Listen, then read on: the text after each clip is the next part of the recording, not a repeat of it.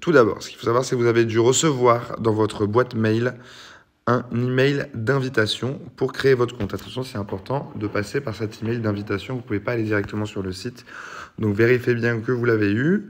Si vous ne l'avez pas eu, vérifiez dans vos spams. Et si vous ne trouvez pas, n'hésitez pas à contacter l'un des contacts dans l'email. En bas, il va y avoir un petit bouton bleu pour créer son compte. On clique dessus. Là, je vous invite à utiliser le navigateur de votre choix. Moi, je suis sur Apple, je vais utiliser Safari. On vérifie bien toutes les infos qui sont préenregistrées. Donc, prénom de l'élève, Émile, et nom de l'élève, Durand. Des fois, c'est inversé, le prénom sera à la place du nom. On vous invite à le réinverser si ce n'est pas au bon endroit. Et ensuite, il suffit de créer votre petit mot de passe. L'important, attention, c'est qu'il y ait bien une majuscule et un caractère spécial. Hop, on appuie sur créer. Vous pourrez se connecter directement là.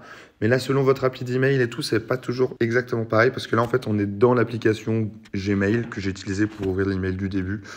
Donc, le plus safe, c'est on quitte directement.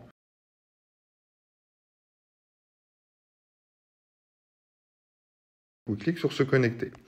Nom utilisateur, c'est pas votre adresse email, ce sera toujours le même. Ce sera votre prénom sans majuscule, un point et votre nom de famille. Le mot de passe, c'est celui que vous avez mis. On s'identifie. Donc maintenant, vous êtes connecté sur votre pédagothèque. Je reviendrai plus tard sur comment s'en servir, etc. D'abord, il va falloir faire deux petites choses très importantes.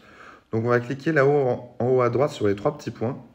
Hop, on va cliquer sur profil et préférences.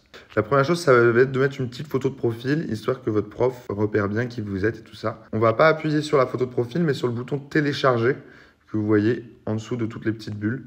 Hop, et là, vous pouvez utiliser vos photos dans votre téléphone ou prendre une petite photo rapidement. Hop, utiliser. La deuxième chose, ça va être les emails de notification.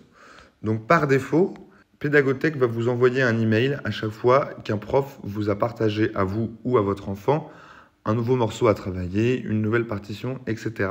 Ce qui est bien aussi, c'est que si vous avez créé votre compte pour votre enfant et que vous êtes deux parents, vous pouvez rajouter ici d'autres emails qui vont recevoir les notifications.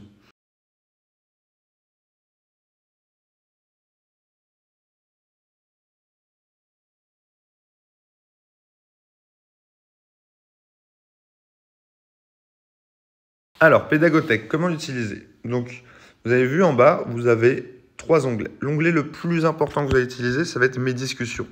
Quand on clique là-dessus, vous allez retrouver une discussion qui correspond à votre cours, avec son horaire et avec tous vos collègues avec qui vous êtes en cours. Si vous n'avez pas encore votre cours affiché dans vos discussions, c'est normal, on est en train de les créer, pas de panique, ça ne devrait pas tarder à arriver. Vous cliquez là-dessus et là, on rentre dans la discussion du cours. Hop, donc ça se présente vraiment comme une discussion entre WhatsApp et un peu un groupe Facebook où on peut mettre des messages et des publications, etc. Donc là, le prof Collab Annelier a déjà partagé, suite au dernier cours, un nouveau média. Donc si on clique là, on peut directement aller voir le son sur YouTube. On revient en arrière. Et ici, on a la partition. Ok, on peut télécharger, imprimer si vous l'utilisez à part.